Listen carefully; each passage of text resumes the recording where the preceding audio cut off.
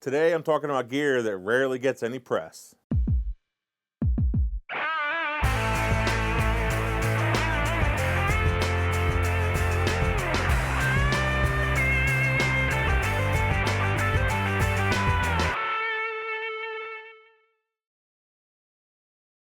Hey everyone, welcome to Keep Shooting Monday number 109. My name is Greg Cazillo from Cazillo.com. There was a couple news items that I wanted to talk about today and also a recommendation for you guys. And so we'll do the recommendation last. First, let's talk a little bit about gear and an interesting video. A pretty well-known indie indie video guy on YouTube. We actually used to have a sponsored video channel on YouTube. I think it was called Indie Filmmaker, Indie something like that. Anyway, his name's Griffith Hammond. He no longer has a sponsored channel, but he does a lot of freelance video work. Anyway, he put together a little video talking about the stuff that you can do with a clamp. It's not this exact one. I'll put up a video of the one that he prefers or a photo. Of course, you can use it as a tripod to put your camera up on pretty much anything. You can attach it to anything you want, something up high, something down low. You could turn a light stand into a tripod with a clamp if you wanted to. You can attach additional gear to your tripod. You can use a clamp to, say, clamp your iPad to it, or say clamp, like I clamp my audio recorders to the tripod. And so right now I'm looking at my tripod and I have my audio recorder on one side, and I have my headphones hanging on another one, and I have a clamp here on the front for when I use my teleprompter. So there's a number of different uses for these types of clamps, and I use them all the time. Mounting cameras in odd locations, up high, down low.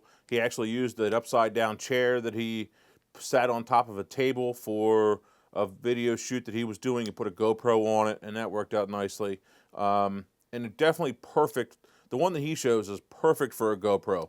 It's small, it's light, lightweight, and it's not super big. The camera itself, anyway.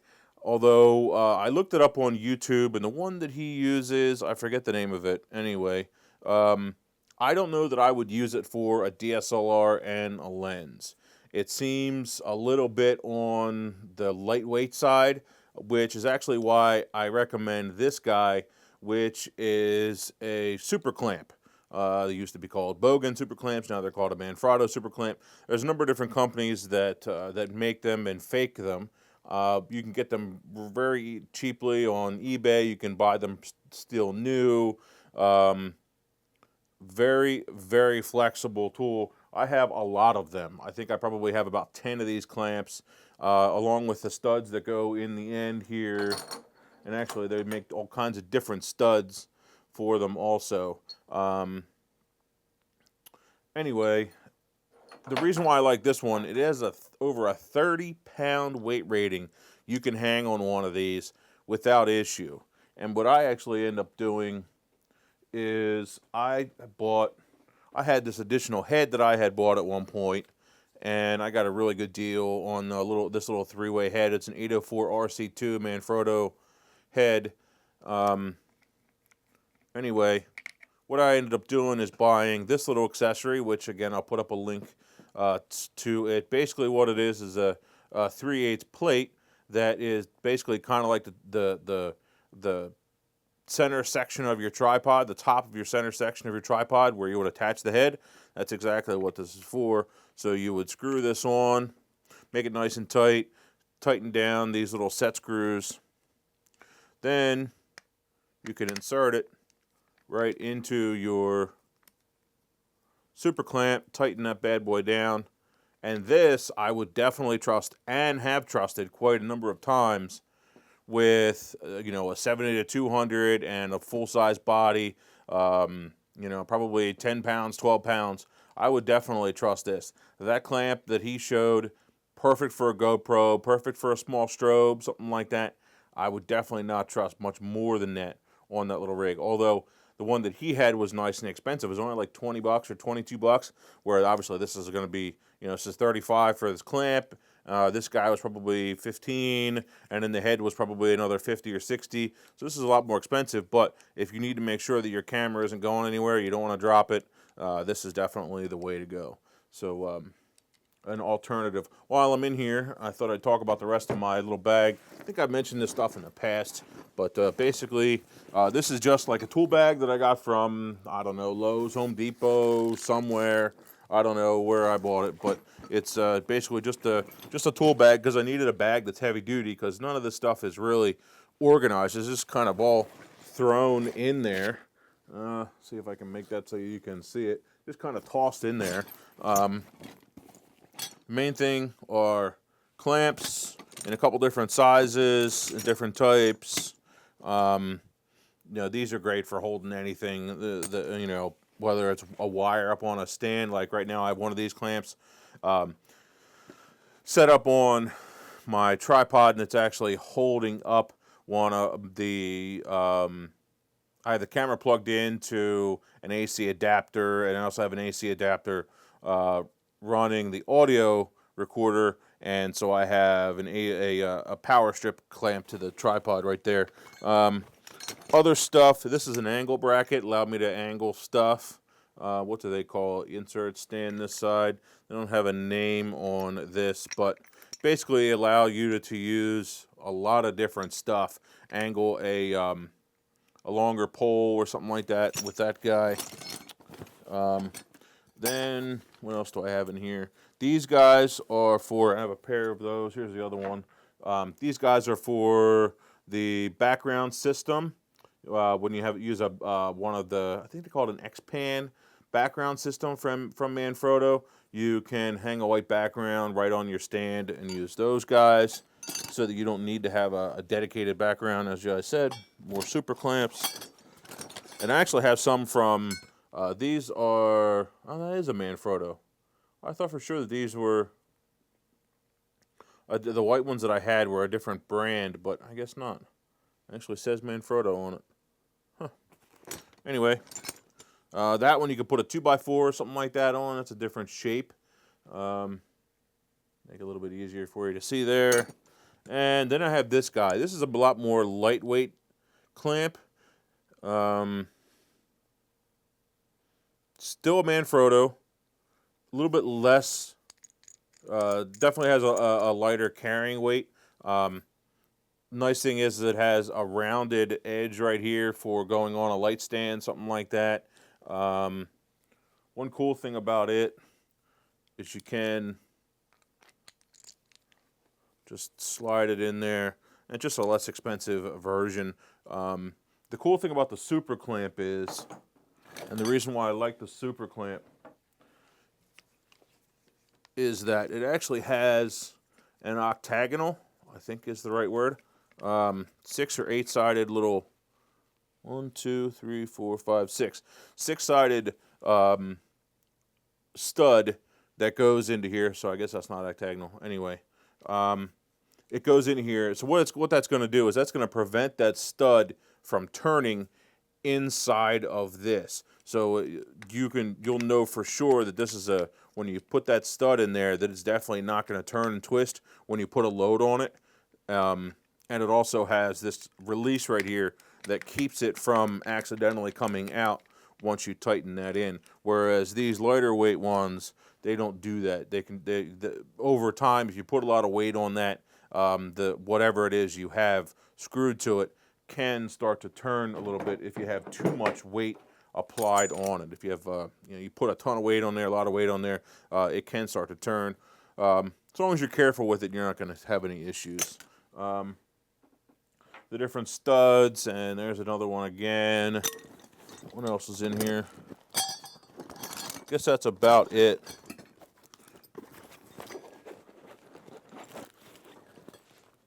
There's another stud, longer one, and another one.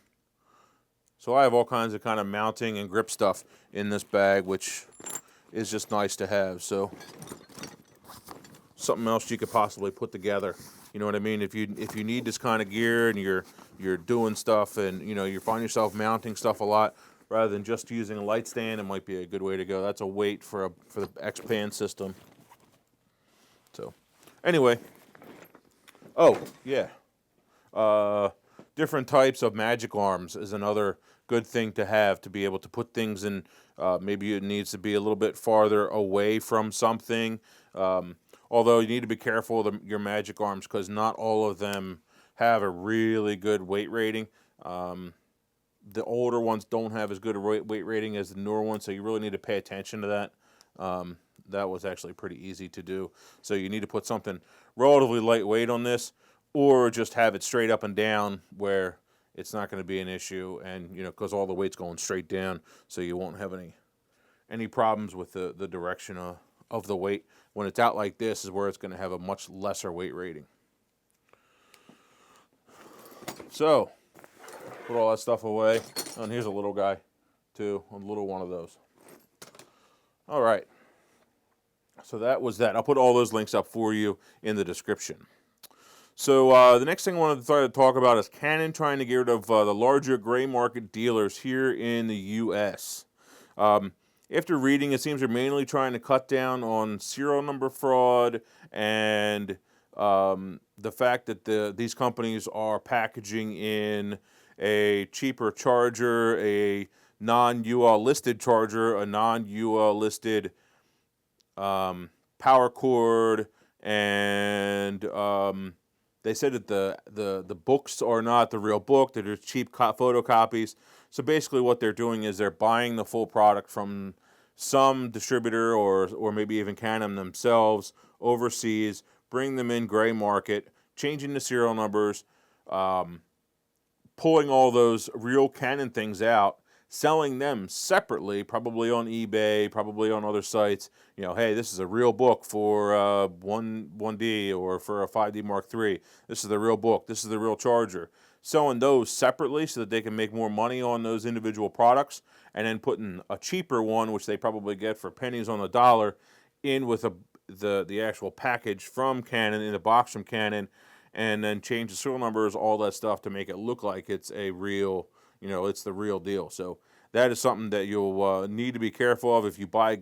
I personally have never bought anything gray market. Have you guys ever mentioned, hey, have you, ever bought anything gray market? I never have, at least not knowingly. Let's put it that way.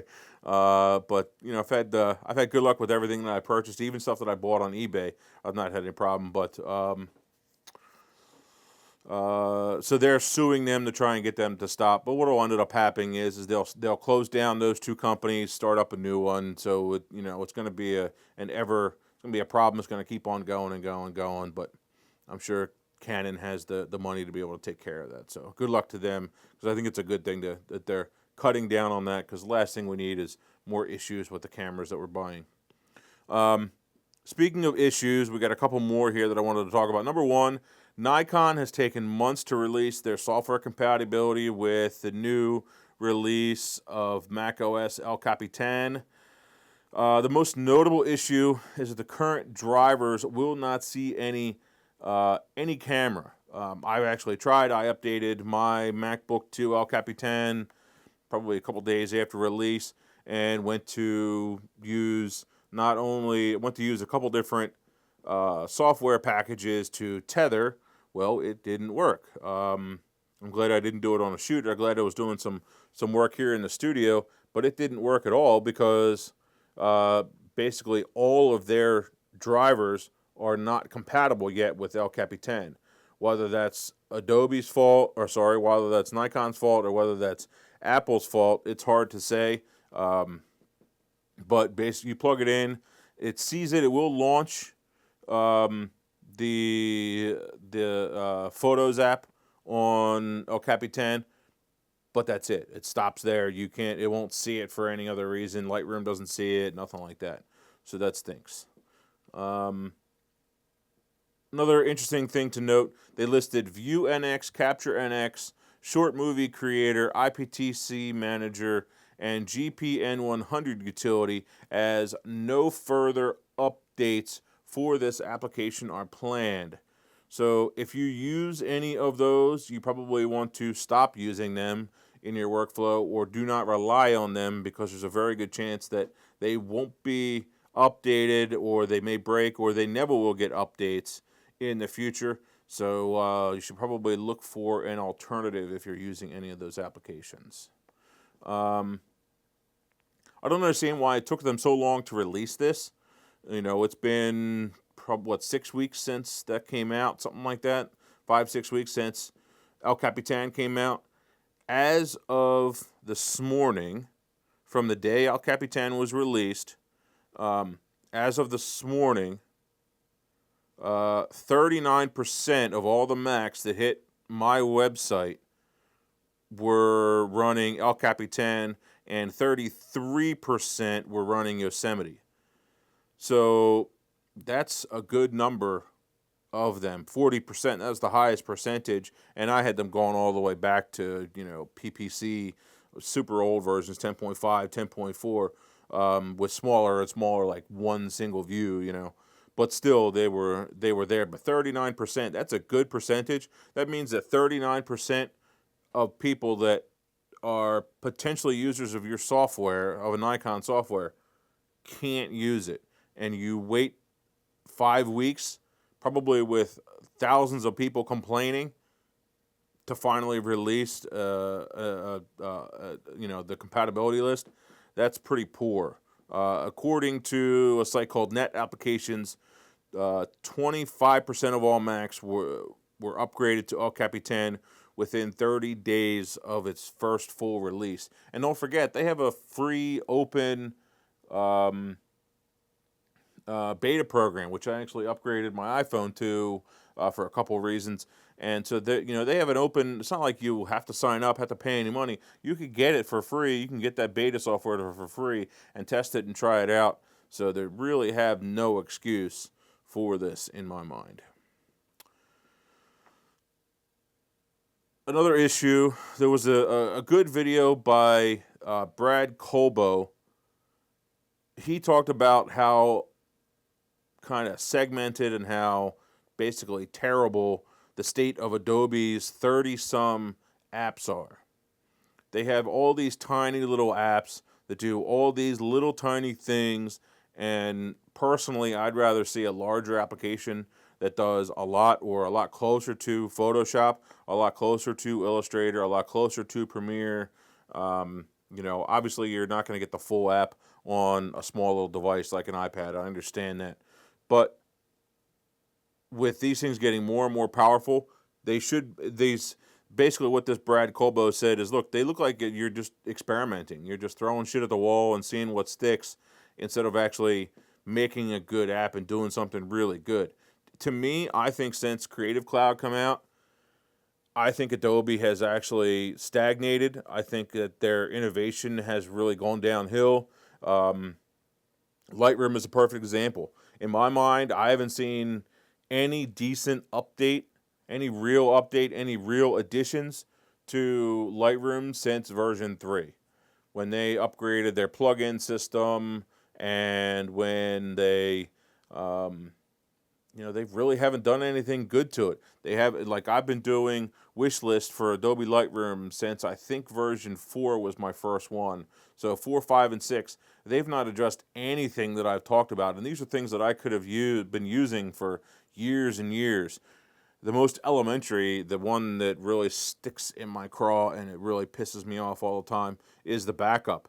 The fact that I have to hit OK in order for it to back up instead of it just doing it when I exit, which drives me crazy. That's my biggest one.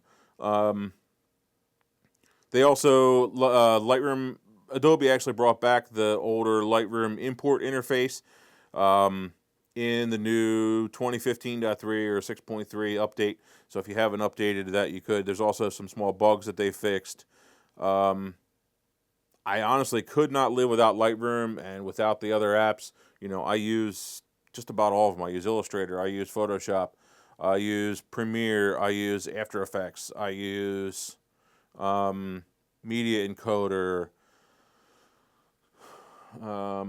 There's so many other ones that I'd like to do more with, like SpeedGrade for doing video or film work. There's a ton of stuff. Audition for their audio editing. So I use all of these applications on a regular basis, and they really are great. But I really do think they're, now that they're making billions of dollars just from subscriptions, that their innovation has definitely stagnated. Sad. So last thing I wanted to mention today, and then we'll get out of here, is I have an upcoming review of the Spyder 5 from Datacolor. They actually have two really nice free resources. One of them is a webinar going on today where they talk about mastering color with travel and vacation photography, making sure that your color is looking good throughout the entire process. Everything looks good and even and calibrated, that kind of thing. And then the other one is their color management ebook. You can click on the links that are down here, head over, get that ebook, give you a quick overview of exactly what you need to do from calibrating your camera to make sure that you're getting accurate white balance, then your screens, then all the way into printing and your output. So it's a really good ebook if you need something to kind of start off with right now. But my videos are coming very soon, probably in the next month or so. I'm going to be starting that color management series in the Photo Academy series. So watch for those. They're coming very soon. I think that is it for today. Ask away for your Photo Academy questions. I'd love to, or any questions, that is, any photo questions, I'd love to answer those. I didn't have any this week that were good, so keep posting them. Love to hear those. And I think that's it. So that was it for Keep Shooting Monday number 109. Thanks, guys. Keep shooting. See you.